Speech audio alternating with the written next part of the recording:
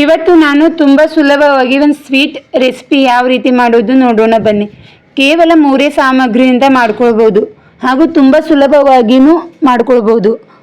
ಮೊದಲು ಗ್ಯಾಸ್ ಮೇಲೆ ಒಂದು ಕಡಾಯಿನಿಟ್ಟು ಅದು ಕಾಯಲು ಬಿಡಿ. ಕಾದ ನಂತರ ಅದಕ್ಕೆ ಒಂದು ಅರ್ಧ ಕಪ್ ತುಪ್ಪವನ್ನು ಹಾಕಿಕೊಳ್ಳಿ. ತುಪ್ಪದಲ್ಲಿ ಮಾಡುವುದರಿಂದ ತುಂಬಾ ಚೆನ್ನಾಗಿ ಬರುತ್ತೆ. ಇವಾಗ ಇದಕ್ಕೆ 1 ಕಪ್ ಸಣ್ಣ ರವೆಯನ್ನು ಹಾಕಿಕೊಳ್ಳಿ. ಈ ರವೆಯನ್ನು ಚೆನ್ನಾಗಿ ಹುರಿದುಕೊಳ್ಳಿ. ಸ್ವಲ್ಪ ಕಲರ್ ಚೇಂಜ್ ಆಗುವವರೆಗೂ ಹುರಿದ್ರೆ ಸಾಕು. ಇದರ ಹಸಿ ವಾಸನೆ ಹೋಗುವುದು ಬೇಕಾಗುವುದಿಲ್ಲ, ಸ್ವಲ್ಪ ಚೇಂಜ್ ಆದರೆ ಸಾಕು. ಏಕೆಂದರೆ ಇದರ ಜೊತೆ ನಾವು ಕಡಲೆ ಹಿಟ್ಟು ಹಾಕುವುದರಿಂದ ಅದರ ಜೊತೆನೂ ರವೆ ಹುರಿದಿರುತ್ತದೆ. ಇವಾಗ 1 ಕಪ್ ಕಡಲೆ ಹಿಟ್ಟನ್ನು ಹಾಕಿಕೊಳ್ಳಿ. ಅದೇ ಕಡಾಯಿಗೆ ರವೆ ಜೊತೆ ಕಡಲೆ ಹಿಟ್ಟು ಕೂಡ ಚೆನ್ನಾಗಿ ಹುರಿದುಕೊಳ್ಳಿ.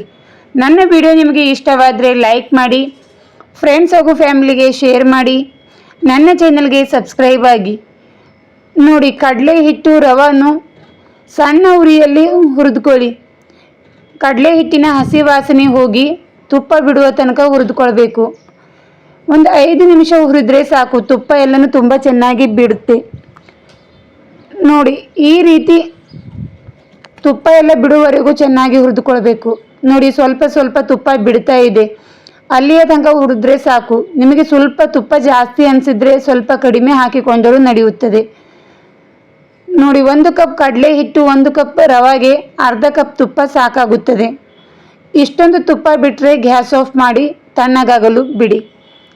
ನಂತರ ಗ್ಯಾಸ್ ಮೇಲೆ ಇನ್ನೊಂದು ಪಾತ್ರೆನಿಟ್ಟು ಅದಕ್ಕೆ 1.5 ಕಪ್ ಸಕ್ಕರೆ ಹಾಕಿಕೊಳ್ಳಿ. ನಾವು 1 ಕಪ್ ಕಡಲೆ ಹಿಟ್ಟಿಗೆ 1.5 ಕಪ್ ಸಕ್ಕರೆ ಸಾಕಾಗುತ್ತದೆ.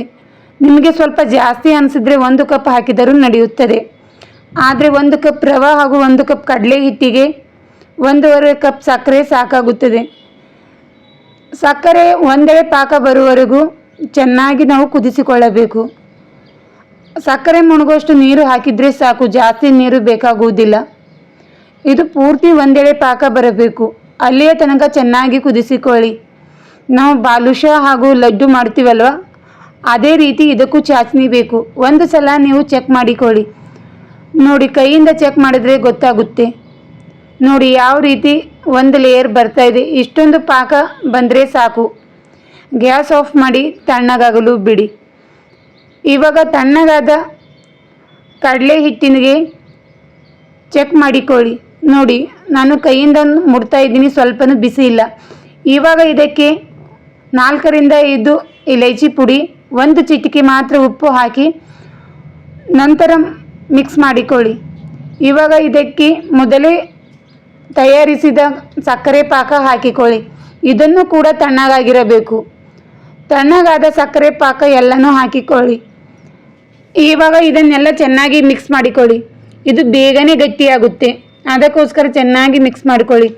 ಗಂಟಿಲ್ಲದ ಹಾಗೆ ಕಡಲೆ ಹಿಟ್ಟು, ಇಲೈಚಿ, ಸಕ್ಕರೆ ಪಾಕ ಎಲ್ಲನೂ ಚೆನ್ನಾಗಿ ಮಿಕ್ಸ್ ಆಗಬೇಕು. ನೋಡಿ, ಇಷ್ಟೊಂದು ಮಿಕ್ಸ್ ಆದ ನಂತರ ಒಂದು ತಟ್ಟೆಗೆ ತುಪ್ಪವನ್ನು ಹಚ್ಚಿ ಇಟ್ಟಿಕೊಳ್ಳಿ. ಅದಕ್ಕೆ ಈ ಮಿಶ್ರಣ ಹಾಕಿಕೊಳ್ಳಿ. ನೋಡಿ, ಈ ಮಿಶ್ರಣ ಹಾಕಿದ ನಂತರ ಎಲ್ಲನೂ ಎಲ್ಲ ಕಡೆ ಹರಡಿಕೊಳ್ಳಿ. 1 ಸ್ಪೂನ್ ಸಹಾಯದಿಂದ ತುಂಬ ಚೆನ್ನಾಗಿ ಮಿಕ್ಸ್ ಆಗುತ್ತೆ. ನೋಡಿ, ಈ ರೀತಿ ಎಲ್ಲ ಕಡೆನೂ ಮಾಡಿಕೊಂಡ್ರೆ ಬೇಗ ಗಟ್ಟಿಯಾಗುತ್ತದೆ. ನೋಡಿ, ಈ ರೀತಿ ಮಾಡಿ ಇದರ ಮೇಲೆ ನೀವು ಸ್ವಲ್ಪ ಡ್ರೈ ಫ್ರೂಟ್ಸ್ ಹಾಕಿಕೊಳ್ಳಬೇಕು. ನಿಮಗೆ ಇಷ್ಟವಿದ್ದರೆ ಹಾಕಿಕೊಳ್ಳಿ, ಇಲ್ಲದಿದ್ದರೆ ಹಾಗೆ ಮಾಡಿದರೂ ನಡೆಯುತ್ತದೆ. ನಿಮ್ಮ ಹತ್ರ ಕಾಜು, ಬಾದಾಮ್, ಪಿಸ್ತಾ ಏನಿದೆ ಅದೇ ಹಾಕಿದರೂ ನಡೆಯುತ್ತೆ. ನಾನು ಇಲ್ಲಿ ಬಾದಾಮ್ ಹಾಕ್ತಾ ಇದ್ದೀನಿ, ಸಣ್ಣದಾಗಿ ಕಟ್ ಮಾಡಿ.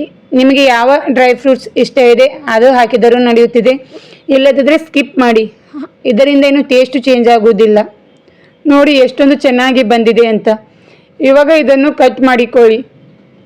ನನ್ನ ವಿಡಿಯೋ ನಿಮಗೆ ಇಷ್ಟವಾದರೆ ಲೈಕ್ ಮಾಡಿ, ಫ್ರೆಂಡ್ಸ್ ಹಾಗೂ ಫ್ಯಾಮಿಲಿಗೆ ಶೇರ್ ಮಾಡಿ, ನನ್ನ ಚಾನಲ್ಗೆ ಸಬ್ಸ್ಕ್ರೈಬ್ ಆಗಿ. ನೋಡಿ ಯಾವ ರೀತಿ ಬಂದಿದೆ ಅಂತ. ಇವಾಗ ಇದನ್ನು ಡಿಮೌಟ್ ಮಾಡ್ಕೊಳ್ಳೋಣ. ಸ್ವಲ್ಪ ಮೇಲಿಂದ ಟ್ಯಾಪ್ ಮಾಡಿದರೆ ಬೇಗ ಬರುತ್ತದೆ. ನೋಡಿ, ಎಷ್ಟೊಂದು ಚೆನ್ನಾಗಿ ಬಂದಿದೆ ಹಾಗೂ ತುಂಬಾ ಸಾಫ್ಟಾಗೂ ಇರುತ್ತದೆ. Thank you for watching. ಧನ್ಯವಾದಗಳು.